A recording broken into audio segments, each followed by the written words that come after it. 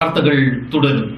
2024 ചൊവ്വ ഗ്രഹത്തിലേക്ക് പോകാൻ തയ്യാറെടുക്കുന്ന തിരുവനന്തപുരം പേട്ട സ്വദേശി രാകേഷ് ചൂലൂർ യോഗിനിമാതാ ബാലിക സദനം സന്ദർശിച്ചു. ചൊവ്വയെക്കുറിച്ചുള്ള പഠനങ്ങളും വിലയിരുത്തലുകളും ബാലികാ സദനത്തിലെ കുട്ടികളുമായി പങ്കുവച്ചു. റേഡിയേഷൻ കൂടുതലാണ്. റേഡിയേഷൻ ഷീൽഡിങ്ങിനുള്ള ടെക്നോളജി ഡെവലപ്പ് ചെയ്തിട്ടുണ്ട്. ഏർത്തിൽ ഒരു ദിവസത്തിലുണ്ടാകുന്ന ഒരു ടെമ്പറേച്ചർ ചേഞ്ച് എന്ന് പറയുന്ന ഒരു 4-5 ഡിഗ്രി മാക്സിമം 10 ഡിഗ്രിയൊക്കെയാണ് ചേഞ്ചസ് വരുന്നത്. മാസിൽ അത് ഏതാണ്ട് 100 ഡിഗ്രീസ് വരെയൊക്കെ ചേഞ്ചസ് വരും. ഒരു ദിവസത്തെ റാപ്പിഡ് ചേഞ്ചസ് വരും. അപ്പോൾ അത്രയും കൂടുതൽ എക്സ്പാൻഷൻ ആൻഡ് കോൺട്രാക്ഷൻ ചെയ്യുന്ന മെറ്റീരിയൽസ് യൂസ് ചെയ്താണ് ഈ ഷീൽഡിങ് ചെയ്യുന്നത്. അപ്പോൾ അത് ഇവർ ഡെവലപ്പ് ചെയ്തിട്ടുണ്ട് to a certain extent. Funding ആണ് ഇവർക്ക് ഏറ്റവും വലിയ കുഴപ്പം, പ്രൈവറ്റ് കമ്പനി ആയതുകൊണ്ട്. ഇവർ ഇത് ചെയ്യാൻ ഉദ്ദേശിക്കുന്നത് 2018 ഒരു റോബോട്ട്, ഒരു കമ്മ്യൂണിക്കേഷൻ സാറ്റലൈറ്റ് അവർ മാസിലോട്ട് അയക്കും. ഈ റോബോട്ട് അവിടെ ചെന്ന് ഈ ലിവിങ് യൂണിറ്റ്സ് ആദ്യത്തെ 2 ഞാൻ ഇൻസ്റ്റാൾ ചെയ്ത് ഷീൽഡിങ് ചെയ്തിട്ട് അവിടെ വെള്ളം ഉൽപ്പാദിപ്പിക്കാനുള്ള പ്രോസസ്സിങ് സ്റ്റാർട്ട് ചെയ്യും. ആ കമ്മ്യൂണിക്കേഷൻ സാറ്റലൈറ്റ് ലൈവ് ഫീഡ്സ് അവിടെ നടക്കുന്ന കാര്യങ്ങൾ മുഴുവൻ ടെറസ്ട്രിയൽ ബ്രോഡ്കാസ്റ്റ് ആയിട്ട് ഇവിടെ കൊണ്ടുവരും. അപ്പം അവിടെ നടക്കുന്ന കാര്യങ്ങളുടെ ടി വിയിൽ കാണാൻ പറ്റും. ഇതിന്റെ സെല്ലിംഗ് പോയിന്റ് ഇതാണ്.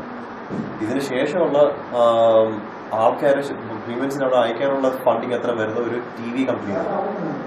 TV കമ്പനിക്കുള്ള ഗുണം എന്ന് പറയുന്നത് ഇവരിൽ നിന്ന് ലൈവ് ഫീഡ്സ് മുഴുവൻ കിട്ടും. അവർ ടെറസ്ട്രിയൽ ബ്രോഡ്കാസ്റ്റ് ചെയ്യും. അതിൽ നിന്ന് അഡ്വർടൈസ്മെന്റ് റവന്യൂസും അല്ലാതെ TV ചാനലിലുള്ള ഫണ്ട്സും അവർക്ക് കിട്ടും.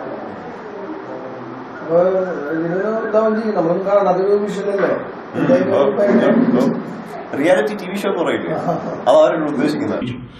2018 4 റോബോട്ടുകളും 4 മനുഷ്യരും ആദ്യമായി ചൊവ്വയിലേക്ക് പോകും.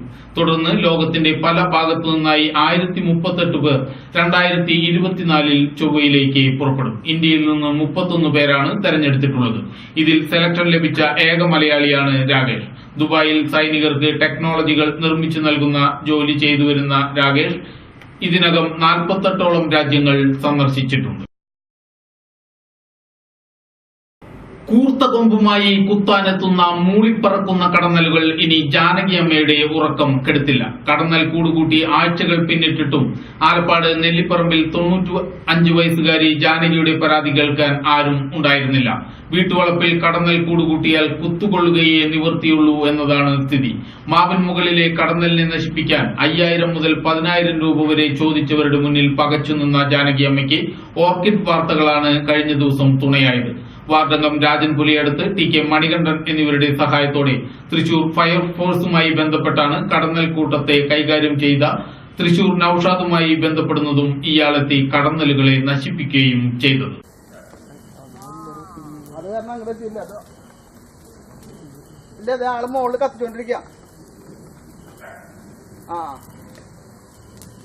എന്താ ചെയ്യാന്ന് കൊടുത്തില്ലല്ലോ,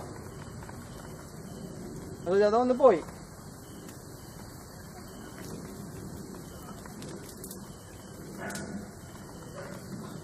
നാളെ കാലത്ത് വരാ. പെരിങ്ങോട്ടുകര നമ്പൂതിരി യോഗക്ഷേമ സഭയുടെ സ്ഥാപക ദിനാഘോഷം ഫെബ്രുവരി 7, 8, 9 തീയതികളിൽ വിവിധ പരിപാടികളോടെ ആഘോഷിക്കുമെന്ന് president doctor KT Madhavan Namboothiri, secretary Sreekumar Thamarappally, coordinator MS Pradeep തുടങ്ങിയവർ അന്തിക്കാട് നടന്ന വാർത്താ സമ്മേളനത്തിൽ അറിയിച്ചു. 99ാം സ്ഥാപക ദിനാഘോഷം ഫെബ്രുവരി 7, 8, 9 തീയതികളിൽ അന്തിക്കാടുള്ള സർവാംഗണത്തിൽ വെച്ച് വിപുലമായി നടക്കുകയാണ്. ആദ്യ യോഗം 7-ാം തീയതി കാലത്ത് 10 മണിക്ക് സ്ഥാപകങ്ങളെ അനുസ്മരിച്ചുകൊണ്ടുള്ള സ്മരണാഞ്ജലിയായിട്ടാണ് നടക്കുന്നത്. സിനിമാ സംവിധായകൻ സത്യൻ അന്തിക്കാട്, മാടമ്പ കുഞ്ഞിക്കുട്ടൻ തുടങ്ങി പ്രമുഖ വ്യക്തികൾ സ്മരണാഞ്ജലിയിൽ പങ്കെടുക്കും. തുടർന്ന് തൃശൂർ ജില്ലയിലെ 35ഓളം വരുന്ന നമ്പൂതിരി വ്യവസായ സംരംഭകരുടെ ഒത്തുചേരൽ.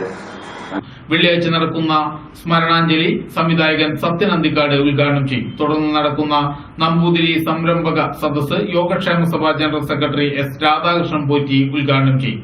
ശനിയാഴ്ച നടക്കുന്ന medical camp VS Sunilkumar MLA ഉദ്ഘാടനം ചെയ്യും. ഞായറാഴ്ച നടക്കുന്ന ശതയന സദസ്സ് കേരള ആഭ്യന്തരമന്ത്രി രമേശ് ചെന്നിത്തലയും ഉദ്ഘാടനം ചെയ്യുമെന്ന് ഭാരവാഹികൾ അറിയിച്ചു. പ്രധാന വാർത്തകൾ ഒരിക്കൽ കൂടി. വാടാനപ്പള്ളിയിൽ പോലീസുകാരനെ ആക്രമിച്ച വാറന്റ് പ്രതിക്ക് 2 വർഷം തടവും 5000 രൂപ പിഴയും ശിക്ഷ. ചായക്കടക്കാരന്റെ ദേഹത്ത് ചൂടുവെള്ളം ഒഴിച്ചു പൊള്ളിച്ചതിനാണ് ശിക്ഷ.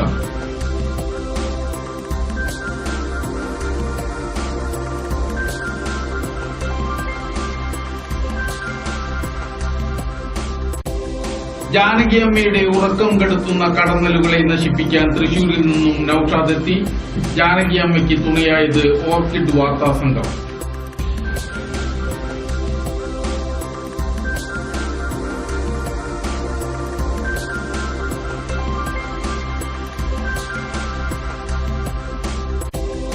സെക്യൂരിറ്റി ജീവനക്കാരന് കളഞ്ഞുകിട്ടിയ സ്വർണം അന്തിക്കാട് പോലീസിന്റെ സാന്നിധ്യത്തിൽ ഉടമയ്ക്ക് കൈമാറി.